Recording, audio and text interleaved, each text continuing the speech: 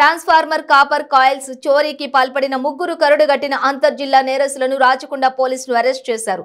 నిందితుల నుండి 1 లక్ష విలువ చేసే 60 కేజీల కాపర్ బండీలను స్వాధీనం చేసుకుని నిందితులను రిమాండ్కు తరలించినట్లు Rachakonda police commissioner DS Chauhan మీడియాకు వెల్లడించారు.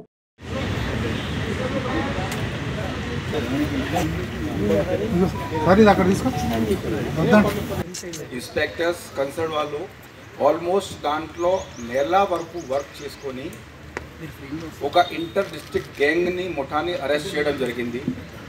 వారు ట్రాన్స్ఫార్మర్ కాయిల్స్ దొంగతనం మొత్తం ఆల్మోస్ట్ 3-4 కమిషనరేట్ పరిధిలో మరియు కొన్ని జిల్లా పరిధిలో కూడా చేయడం జరిగింది. ఈ చూడటానికి కొద్దిగా సింపుల్గా కనిపిస్తుంది, కానీ ఒకసారి ఆలోచించండి. దాంట్లో ఈ 7 మెంబర్స్లో టోటల్ ఒక 173 కేసెస్ 173 కేసెస్లో ఇన్వాల్వ్ ఉన్నారు. అండ్ దాంట్లో ఒకరిద్దరు ఇది వరకు కూడా దాంట్లో అరెస్ట్ కాలేదు. ఈవెన్ ఈ మొన్న డిటెక్షన్లో కూడా దాదాపుగా 83 కేసు ఫస్ట్ టైం డిటెక్షన్ చేపడుతున్నారు.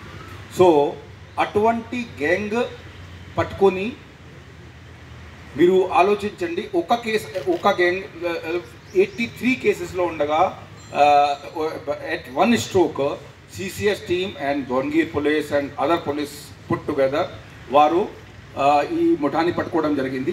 ఇప్పుడు దాంట్లో చూస్తే సింపుల్గా కనపడుతుంది, కానీ ప్రత్యేకంగా ఏంటి అంటే ఒక ట్రాన్స్ఫార్మర్ కాయిల్ దొంగతనం చేస్తే దాంట్లో వారు సంపాదించేది 1 లక్ష కావచ్చు, బట్ గవర్నమెంట్కి ప్రజలకి నష్టం చాలా ఎక్కువ.